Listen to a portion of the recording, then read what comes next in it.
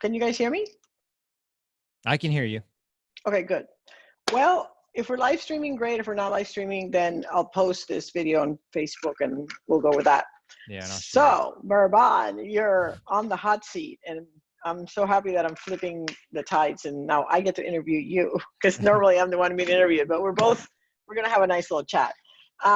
So I wanted to know, you just did the tennis summit, which was a very, very cool and amazing online learning experience for everybody.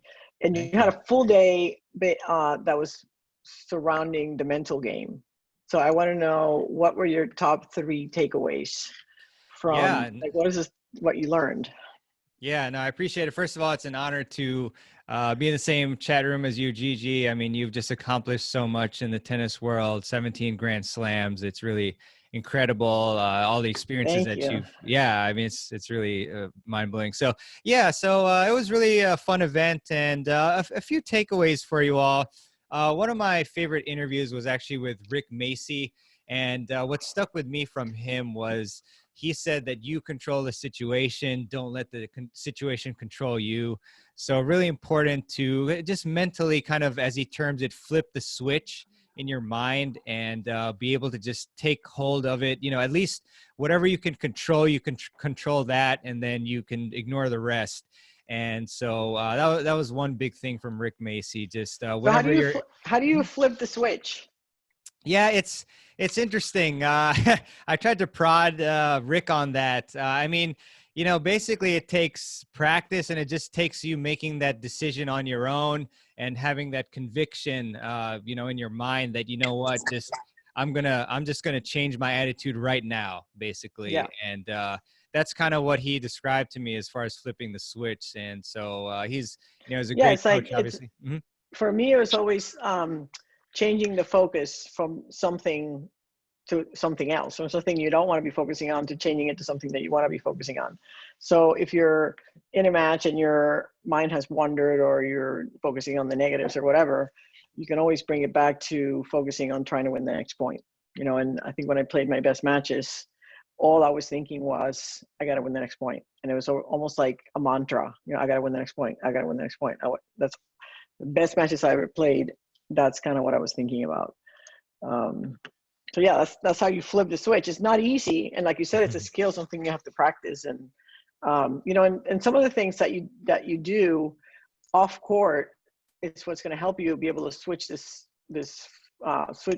the switch. Yeah. Or flip the switch. Yeah, flip the switch when you're on the court, like practicing concentration off court, and practicing, you know, meditation, and just being mindfulness, just like sitting in a chair for 10 minutes and thinking about nothing other than breathing in and breathing out. Is those things translate when you go on the tennis court. You know, the ability to kind of calm yourself down and just focus on one thing at a time really can make a difference. So yeah. What else? That was one. What else? Yeah, so I mean, so you kind of just named it, but I mean, there was a really good session by Micah Babel, who you're probably familiar with, Gigi, but you know, former WTA tour player, and her session was all on mindfulness, and this is something that's changed my life for sure, and it really is applicable to playing better tennis. I mean, what I personally do is I use an app called Calm, but there's also another app called Headspace. And these are apps to help facilitate meditation. And, you know, the key with meditation is you basically accept that you're going to have all these extraneous thoughts and that your mind is going to wander. But the key there is to just come back to, you know, your breathing and the present moment. And so that helps so much when you're playing tennis, when your mind similarly wanders, or you think about the score, or what's, you know, somebody watching your match, you just kind of come back and use that same sort of technique that you use in meditation and mindfulness. So that was a great one. I just figured I'd go to that one because you just mentioned it. It was a good transition. Yeah, that you know, meditation, the skill that you just mentioned and how I define it is, it taught me the ability to change one thought for another without judgment or emotion. Because when I first started to meditate, like you say, your mind goes off and you're thinking about the grocery list and all the things you have to do. And you're supposed to be thinking about your breathing in, breathing out, or your mantra. And at first you get really annoyed. It's like, damn it, I'm thinking about that again. And then slowly it's like, okay, well, this is how it goes. Like you said, you're gonna lose concentration, and you just bring it back gently, nicely, and you start being nicer to yourself. And that totally translated on the court, because when something would upset me, I learned the skill of changing that thought for another and removing the emotion and the judgment. It's like, it's okay that I missed that ball, because now I'm going to try to win the next point, and I'm going to forget about that one. So yeah, that's meditation. I wonder how many people meditate. Ooh, good question. Right? I'm gonna type that. Gonna get a raise of hand here. How many people meditate? It's nice, Jason. There you go. I meditate, yeah. It takes, you can start with 5 or 10 minutes at a time, right? It's funny because when I was playing, I was very disciplined about meditating. And just so you guys know, when I learned to meditate in April of 92, and I went from there to the French Open, the European swing, obviously, played Italian Open, won the Italian Open. Then I won the French Open in June. I won Wimbledon in July, the Olympic of Milan in August, the US Open in September, the championships in October, and the Australian Open in January, all in a 6-month period after learning how to meditate. And it was 100% that also. And I learned how to breathe. I learned diaphragmatic breathing, which is breathing from the diaphragm, like really deep breath in through the nose, out through the nose. Not in through the nose, out through the mouth. A lot of people breathe in the nose, out the mouth, but as you become a more advanced breather, you're able to breathe in through the nose and out through the nose, making like this kind of Darth Vader sound kind of from the throat. So those two things really helped me. And and will help anybody. Like this is not just for pro athletes. Like meditating and learning how to breathe can help anybody in the mental part of the game. Yeah, that's really interesting. Huh. Yeah. And Gigi, I'm sorry to interrupt you. I was just curious about the diaphragm breathing, and you said breathe in and out through the nose. Like, is there like a number of seconds you're supposed to do it? Like, did you do long holds? Or? Yeah. So as you become better, your breath becomes longer, and like right now I can do 2 breaths in a minute. So I can breathe in for 15 seconds and breathe out for 15 seconds. So it's really long, and then when you do it, I'm going to try to demonstrate it, but you breathe in. I don't know if you can hear that, but you make like this throaty sound, or like a ocean sound. And then, I don't know if you can hear that, but it's from here. It's not so much. And then when you breathe in, you just continue to breathe in, and you get oxygen all the way down to your diaphragm. That's why it's called diaphragmatic breathing, because as we normally breathe, we're using about 1/3 of our lungs, and it's not efficient in competition to get, you don't get enough oxygen in your body to get your muscles loose. The more oxygen, obviously, that you have circulating through your blood and through your muscles, the less tight you get, the less tired you get, the less lactic acid buildup you'll have. So the breathing was super effective, not just in helping me calm down, but also in reducing injuries and lasting longer in matches. And those are 2 things that are, anybody can do.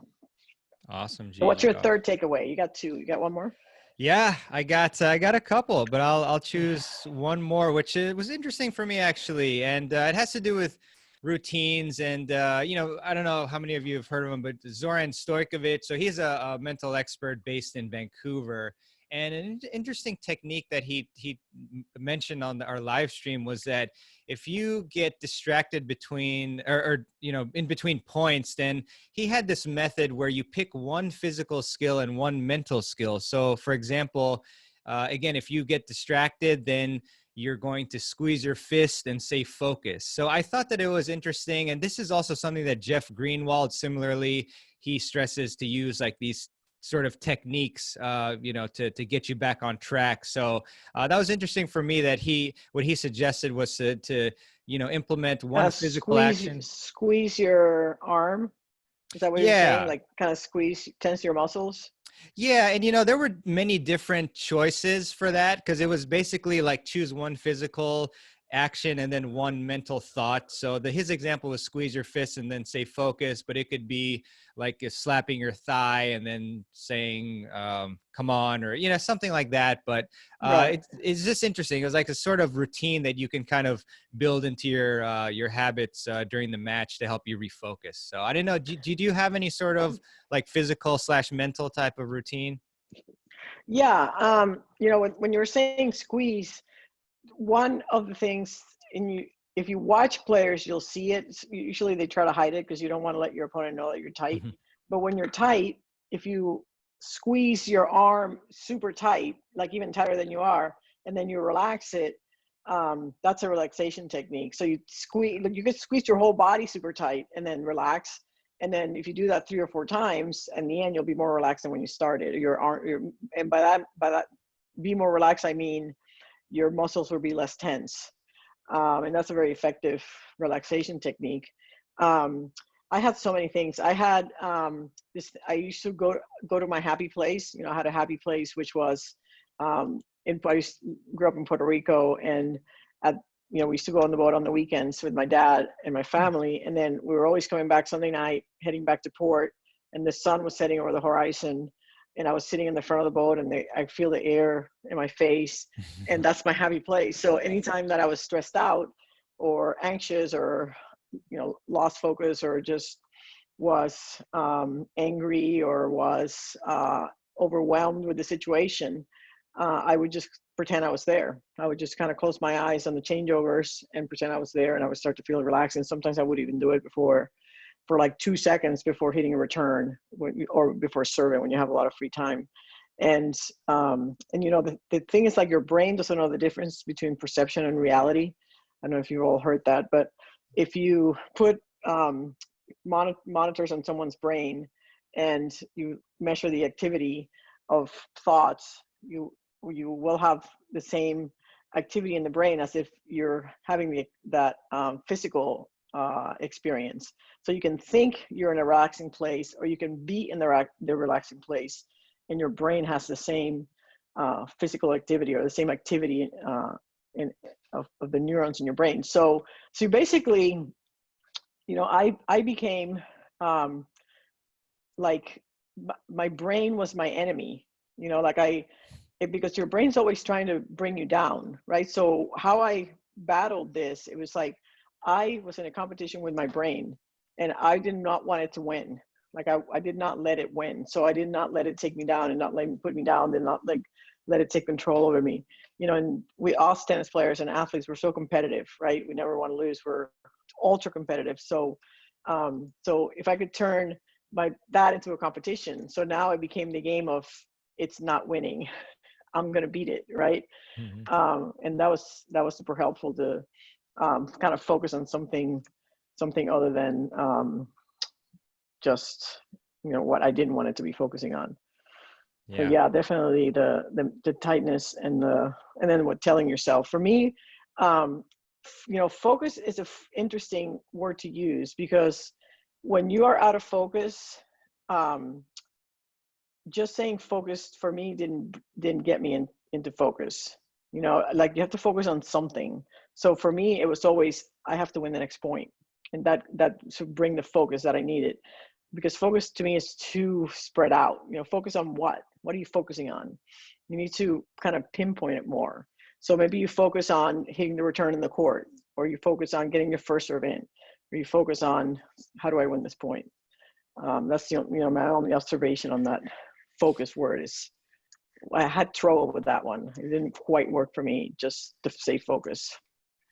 Yeah, and I like that you made that distinction near the end there, where like when you thought about the best thoughts for you, that would be like these specific, like, oh, I'm focusing on getting the return here or there, because I think a lot of times players will focus on like, oh, I've got to win this point, or I need to win this match, and then that's when you kind of go haywire. So is that something that you did? You always focus on the specific strategies instead of like the overall outcome? Yeah, I mean, you really never want to think of the outcome. And my one of my favorite phrases when I was playing, and really what became my career motto, was detach from the outcome. Yeah. Anytime that I had an important match or I had something riding on anything, I had to tell myself to detach from the outcome. And, you know, the story of how that, I'll share the story of how that happened, because it's actually an interesting story for those of you who have not heard it. I've told it quite a few times, so I apologize if you already heard it. But I was playing in the 1992 Wimbledon final, and my partner was Natasha Zverev, and we were playing against Jana Novotná and Larisa Neiland. And we were down 4-1, 2 breaks, and they were serving 30-15. So basically, when you're playing on grass and you're down 2 breaks, this set is pretty much over, right? So fortunately, it rained, and we came off the court, and I asked, you know, the guy who was helping me with the mental game comes up to me and he says, "Gee, you have to detach from the outcome." And I was like, "I can't. It's impossible. I can't detach from the outcome. Like, it's a Wimbledon final. Like, are you kidding me? I cannot detach." Now, the context of this match was that in the previous year's final, the same 4 players were on the court, but we had switched. So I was playing with Diana, and Natasha was playing with Larisa. And how that switch happened was that when the match ended, Jana and I lost 6-4 in the third, and I was devastated because I had never won Wimbledon, and it was, you know, 9:20 at night. We were playing on center court, and this was going to be the last game that we played. They were going to call it for darkness. So all she had to do was hold serve. She holds serve, one of the best servers of our time. Get your first serve in. We hold. It's 5-all. We go, you know, we go home, and we come back the next day. We get to play on center court again after the men's final, which would have been amazing, another amazing experience. But instead, she goes on and she double faults on match point, and we give the tournament away. And now, to make matters worse, when we come off the court, she says, "Gigi, I need to talk to you." And I said, "Whatever you want to talk about can wait, because I don't want to talk about anything. I was devastated." And she said, no, we got to talk. And I said, "Okay, what's going on?" And she says, "I don't want to play with you anymore." And I was like, "What? We just won the French 3 weeks before, and we made the finals of Wimbledon, and we're at least the second best team in the world, if not the first."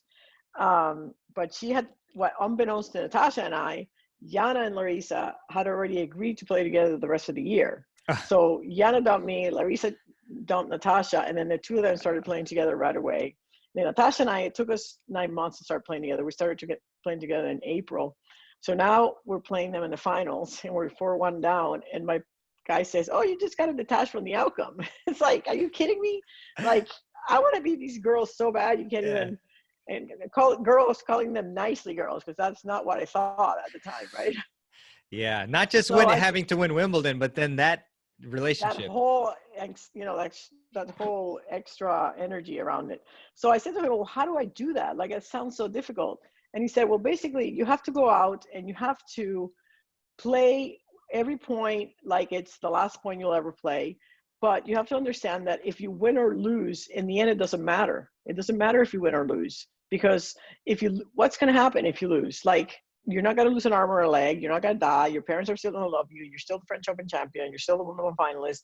You still have a whole career ahead of you." No, it's really, when it boils down to it, nothing really super bad happens when you lose a match. You just lost the match. Yeah. So just to keep telling yourself, detach, you got to detach. And, you know, guess what? We went out and we lost one more game. We won 6-4, 6-1. We played that team in 5 out of the next 6 Grand Slam finals. Never lost to them in a Grand Slam final. So that was nice. Like revenge taken. And that became my career motto. I mean, that was like, detach from the outcome was kind of what changed my career around. And, you know, and people would ask me all the time, like, how did I turn it around? And I never share that with anybody. I didn't want to tell anybody. Wow. Very, very late in my career, my last year on tour, I told one other player. That's what I used to do. And then she went on to win 6 Grand Slams after that. So, so it's really helpful if you can learn the skill of detaching from the outcome. Wow. That's amazing. And so, I mean, how can we actually practice detaching from the outcome? I mean, I know we mentioned mindfulness, but is there any other things that you might have done as well, or have seen others do to detach? Yeah. So, you know, one thing that I had this thing called the little black box, and the little black box was this box in my head where I put all my unwanted thoughts. So that thought of winning would go in the little black box. And the thing with the little black box that was kind of awkward and odd. It's kind of odd. So when you think about it, there's this black box in my head and I would put things in it. But what was important about that was that if I said to you, like, Mehrban, you're playing a match and I say, just, don't be angry, just let it go. Don't be mad. How does that work for you? It doesn't, right? Yeah, I'd probably get mad at you. Right, exactly. But Yeah. even at ourselves, when you're mad about something that happened, it's very hard to not be mad about it. Like if my partner missed the ball on set point, I'm mad. I mean, I'm like, how the hell did she miss that? But if I let that affect me, then we're gonna lose. So then what I would do is I would take that thought and I would put it in the box, and anything that I put in the box would not affect me. But at the end of the match, when the match was over, then I would go back and I would revisit what was in the box. So then I would be like, I could go to her, how the hell did you miss that ball on set point? We almost lost the match because you missed that ball. Or, my coach used to upset me all the time. Like I used to yell at my coach, like Andy Murray yells at his box. So whatever he did to upset me would go in there. And then after the match, I would yell at him. It's like, why are you doing that? But again, any thought that I didn't want would go in there. So when I would start thinking ahead of the win or the title or, I would put those thoughts in the box and like leave them there until a little bit later. Really when it boils down to it, you cannot win a match until you get to match point, right? I mean, you cannot win a match until you get to match point. So the only time really that you should be thinking of match point or worrying about match point is when you get to match point. Not at 3-1 in the first or 5-2 in the second. You still got to get to match point. And try to somehow detach from that need to win, right? Understanding that this life doesn't end if you lose.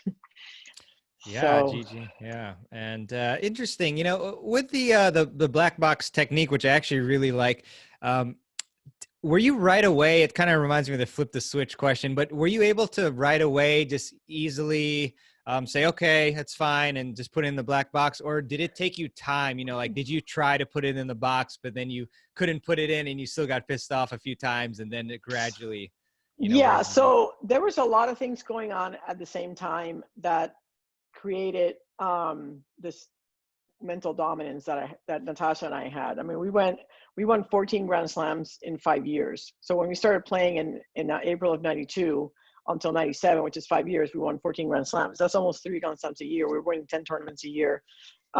So at that time in 92, not only did I learn how to meditate, I learned diaphragmatic breathing.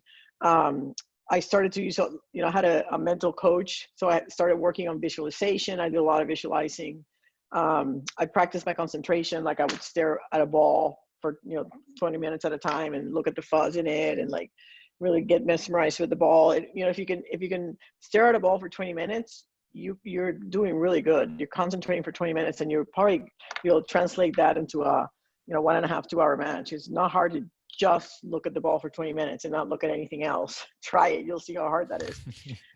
So it's all these things combined that created the mental dominance that Natasha and I had, and the mental control that I had over myself.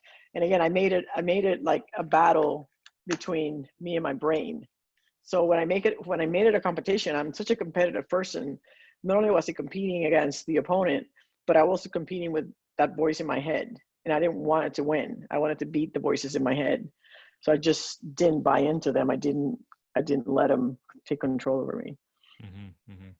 Gigi, I know you said you were happy to ask me questions, but I feel like I'm asking you a ton. But I do have another one. No, that's okay. Yeah, okay, no, we're trying to learn from one of the greatest here. So let's give an example. Let's say I see Lou here with his cool blue headphones. What's up, Lou? So let's say that Lou, and I'm sure he's made it this far, but let's say he has made it to the finals of a sectional tournament for like the very first time, and so he's in a new environment. And, that's something, again, it's like new for him and he hasn't been there, and he's facing an opponent who's actually been there before to the finals many times. So, and this is similar to like Sophia Kenin, for example, where she made the finals of a Grand Slam recently, and she, Australian, I think, and she managed to win against a much more experienced opponent.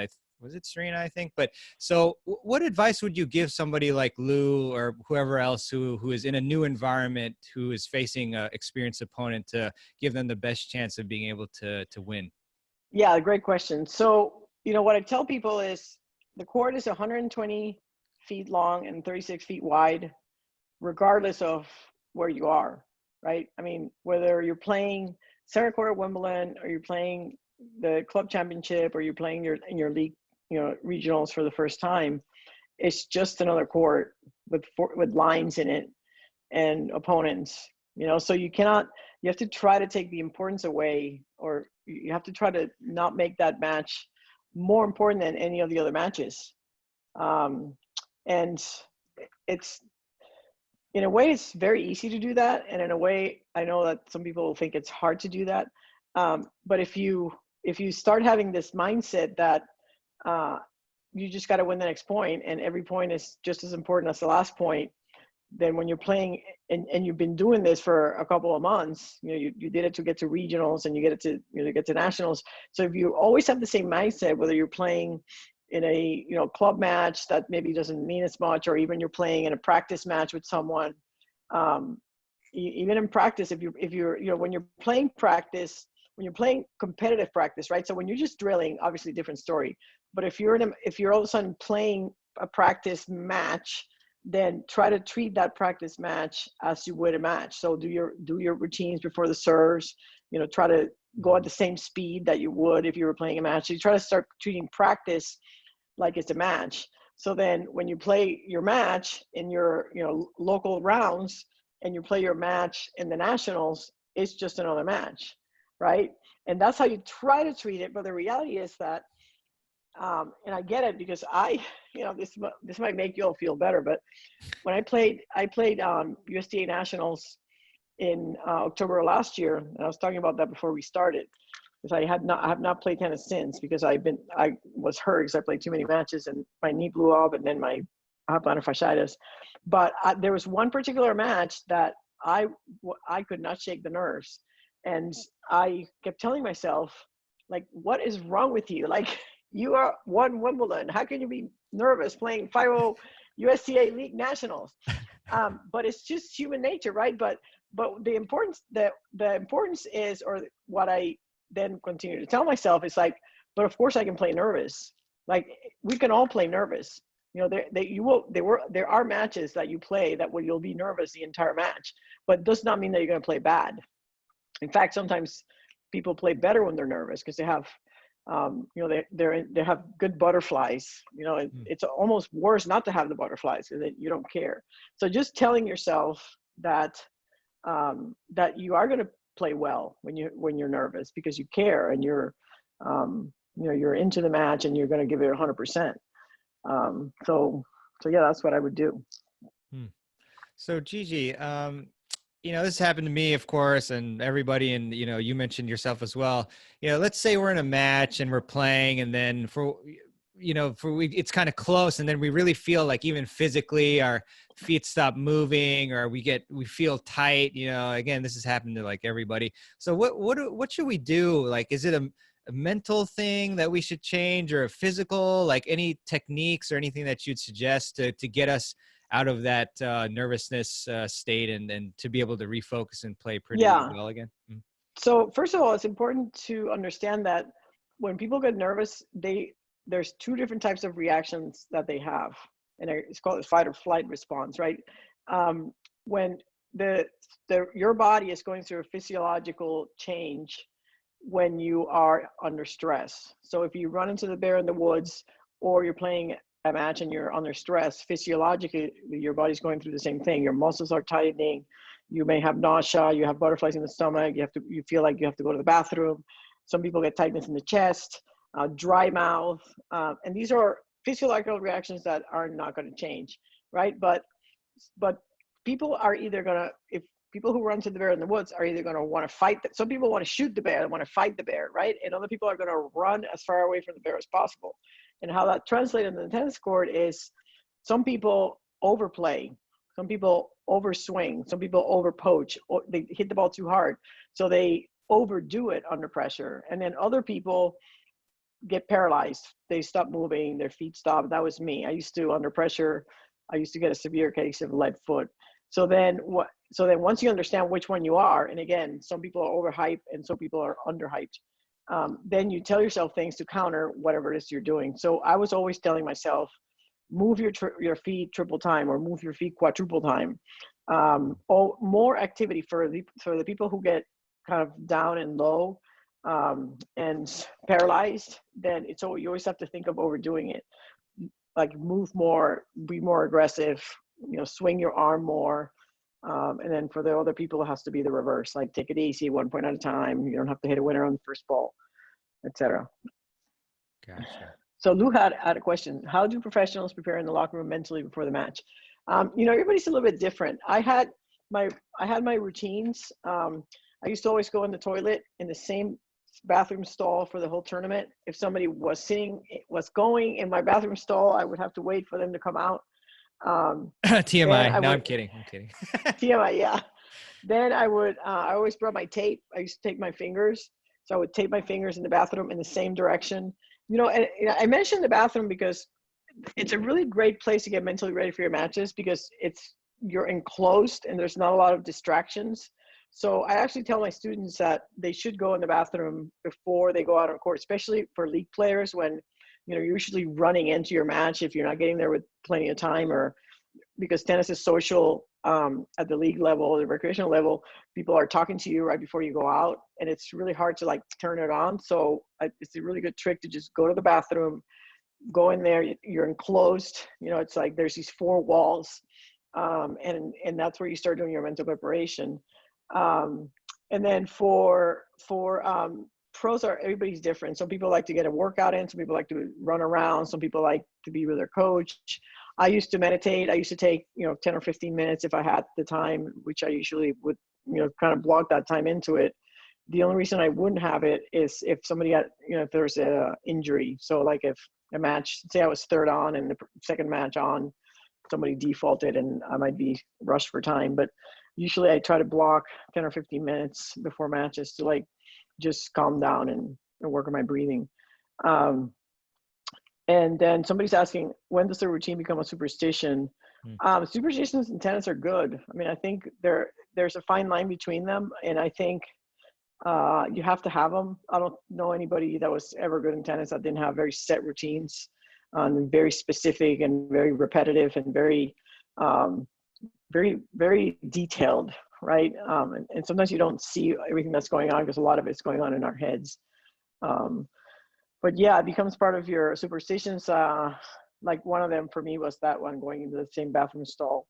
I also used to always sit in the same side of the chair. Like I always sit in doubles. I always sit closer to the umpire. So we had 2 chairs, but I always took the inside chair. Little things like that, or not stepping on the lines is another one that's pretty common. And these are just kind of mental tricks that you do to keep your mind kind of in some kind of focus. Yeah, just like Rafa. I think Rafa stole this from you, in my opinion, but with superstitions, but it's really routines that really enable you to be more comfortable in your environment, no matter where you are. Right. And just a slight, off topic, but more fun one. Like, what's the craziest superstition? Okay, hold your question for a second, because Harry is saying that he was so good at making winning or losing not that important that he was prepared to lose and lost a rematch. And you're missing the point, Harry. It's not that winning or losing is not that important. So what I said was, you have to make winning like everything. Like you have to want to win so bad that you fight for every point like it's your life. But if you lose, you're okay, right? You have to be okay with losing. But while the match is going on, you're not okay with losing. While the match is going on, you cannot give in to having lulls or starting to play bad or whatever. You have to fight that. So I just wanted to point that out. It's not okay to play a match thinking it's okay to lose, which is what it sounds like Harry was doing. You play the whole match thinking it's not okay to lose. And then if you were to lose, then you deal with it. All right. There are days when you can do everything and other days. And he also wants to know whether some days you can do everything and other days nothing. That's the $64,000 question. Yeah. I think the difference, the difference between the great players and the good players is the difference between their level and the great days and the not so great days, right? So if you think of a curve or a continuum, right? So this is your best tennis, and your bad days, you go to here, right? And then some players, this is their best tennis, and their worst day, they go to here, right? So I mean, to me, you're only as good as your bad days. Everybody can play. Everybody in their good days is good, but how do you find a way to win in your bad days? That's what the great players do. And there was plenty of matches when Natasha and I went through that 5-year streak. There was plenty of matches where we were having bad days, and we had a lot of matches we were down match point, and you know, tight 3 sets, 12-10 in the third, and whatnot. But you just find a way, and if you don't find a way, then you don't find a way. But eventually you get better at your bad days. Get better, and that's the goal, to make your bad days better. Yeah, there's a lot of good questions. I'm going to prioritize them, and then we can, change as needed. But let's see. Selenai asks, how do you relax enough to just not get tight in your game or match? So this starts beforehand. This starts with your pre-match preparation. And, I think of some of the, to me, of all the mental toughness pillars, and, the roadmap to mental dominance, I cover 7 pillars in there. The brain, understanding your brain, what to do about it. We have goal setting, we have pre-match preparation, we have match mentality, which is, depending on your opponent, who's your opponent. Then there's what I call the crave sequence, which is what you do in the 25 seconds between points. Then there are trigger words, and then there's mental toolkit, which is 12 things or 13 things that you can do from the mental perspective. Some of the things we've been talking about, like meditation and concentrating and breathing and whatnot. But to start out, the question was, how do you start out playing well? It's like you have to prepare for your matches properly. And how you prepare for your matches, a lot of times it's the difference between winning and losing. And I feel like recreational players do a really bad job of preparing mentally for their match, or even preparing for the matches, let alone mentally. A lot of times you just kind of, don't think about your match the day before. You should be thinking about your matches the day before. There's just really definitely certain things that you should be doing before your matches, which I cover in the roadmap. Hopefully you guys will get, some of you will buy that. I'm offering that this year at a 70% discount from last year. Last year was $250. This year is $97 and includes the Gigi method. So I'm giving the Gigi method away also. So there's lots of more great information in there. Would take 3 hours for you and I to cover all of it. So hard to cover all of it. But to answer the question, it really starts with your pre-match preparation and how you get ready for your matches. Awesome, Gigi. Let's see. We've got a bunch of, yeah, got a kind of a mix of like non-mental and mental. I mean, one mental one, interesting. Were you ever so nervous that you almost had nausea? Yeah, absolutely. I mean, the first time, I'm trying to think, I probably threw up at some point before a match. I mean, I don't remember. Probably the first time I walked on center court, I'm sure I was dying. I'm sure. Yeah. I don't remember, so long ago, but yeah, definitely. It's not an uncommon reaction. Again, it goes, I was talking about the physiology of fight or flight, and it's a human physiological reaction to stress that you don't, like, if you're having it, don't feel bad because you're human. You cannot stop physiology. Sometimes when I do this mental presentation, I ask if there's any doctors or nurses on watching. If there are doctors or nurses watching, thank you so much for what you're doing. You really are the heroes. But I say that because they kind of are my ally on this. With physiology, you cannot change the physiology of a human. It's just going to happen. It's like breathing, right? It's like if I did that, you would startle, and then there's a physiological reaction that went on in your body, and you cannot stop it. So if you're feeling nauseous for your matches, you're human.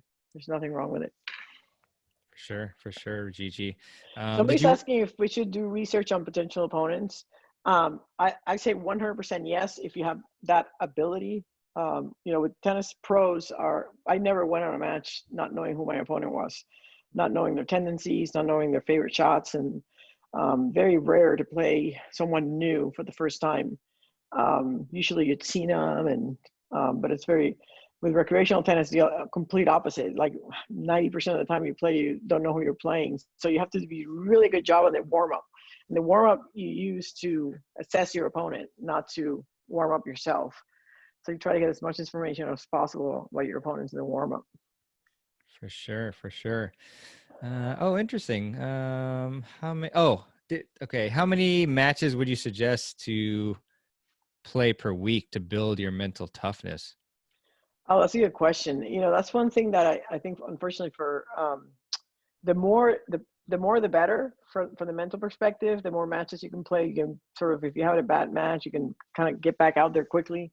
But I don't, you know, recreational tennis is sort of not set up that way. You know, usually you have, you know, it's not like professional tennis where you play a match today and you play another one tomorrow, another one tomorrow, another one tomorrow, right? With league tennis, it's kind of sporadic. Some people play one match a month, some people play 3 in a week, and then they don't play again. But the more you play, the more mentally tough you're going to become. So if you could play, you know, a tournament like 5 matches in a row, you're definitely, at the end of that 5th match, you're going to be a lot mentally tougher than you were going to be when you started. For sure, Gigi. Yeah, I mean, did you want to keep taking questions, or do you want to talk a little bit about the free workshop? I mean, we can do either way. Yeah, let's just answer this. There's one more here that I was going to answer, and then we can talk about that. Sure. The winning the warm up. Yeah, if you're warming up, you know, one tip that I have for people when they're warming up is, when you warm up, you definitely want to try to hit with both players. So if you've never seen the opponent, warm up with, you know, the do side if you're playing do side, and then after like a minute, go to the ad side and warm up with the other person. That's something that I do now when I play recreational tennis and I haven't seen the opponent. And then warming up with your partner, you know, again, if you shouldn't be using the warm up to warm up yourself, you should have hopefully already warmed up. If you are not able to warm up because you didn't have the court time, at minimum, you should be doing some dynamic stretching. So you're at least kind of, you know, ready to go. And then the warm up is really not that important. Like it doesn't really matter how you warm up. I mean, I played some great matches when I had terrible warm ups, and I played terrible matches when I had great warm ups. So there's no correlation between how you play in the warm up and how you're going to play in the match. So so I would say just kind of put up with it and start the match and kick their butt. That's what I say to Salanaya. So yeah, let's talk about the workshop because I have to go put my kids to sleep pretty soon. Yeah. Sure. Yeah. Just what can we expect from it? Yeah. So the roadmap to mental dominance, I covered 7 pillars to it, and then the free workshop, there's 46 videos in the whole roadmap to mental dominance, and the workshop has 3 of them. So I cover the match mentality of the server, and then I also talk about how to hold serve and doubles from the Gigi method. So there's 2 videos on that one, and then we talk about concentration and we talk about the little black box. It's free, so everybody should go ahead and download that. You can go to roadmaptomentaldominance.com and get it from there. And then that same link on Monday will go to the full program when it's available.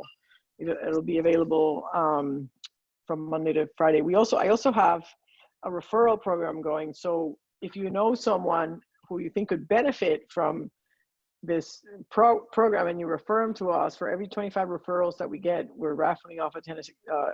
For every 50 referrals, we're raffling off a Tennis Express gift card. So we have already about 150 people that have been referred.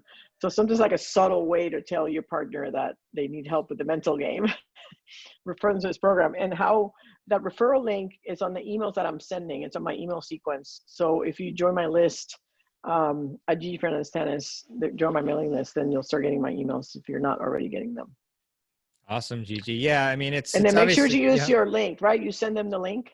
Yeah, I put it in the chat there. So yeah, I appreciate it. Yeah. So that's you can get the free workshop there, roadmap to mental dominance workshop. And obviously they should use your link though. Mehrban has a unique link for this so these are your followers and there's a commission share there. So to help Mehrban out, they should use your specific link.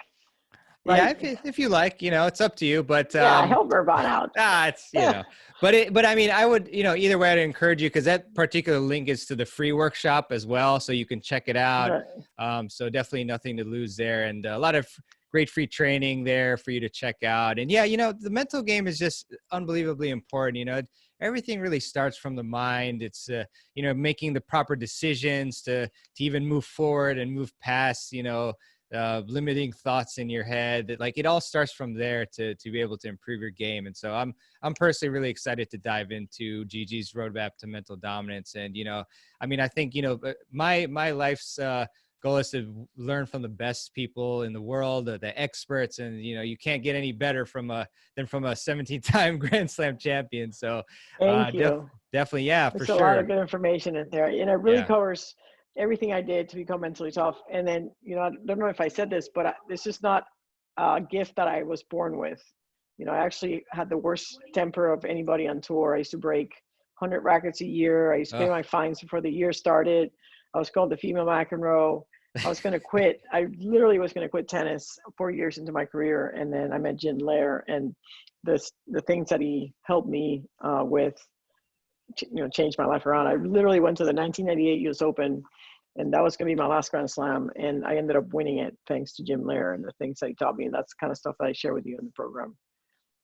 Awesome. So, Very well, awesome. thank you so much, everybody, for joining. I'll send you the link so you can post it for the people who didn't get to watch it. And I really appreciate it. And we'll be in touch. Yeah. Thank you, everybody. Please stay safe and check out the workshop. It's totally free. So it'll be great for you to level up your mental game. And thank you, Gigi. Always great to speak with you. And I hope to talk with you again really soon, and best of luck with everything. Thank you. Take care. All right, everybody.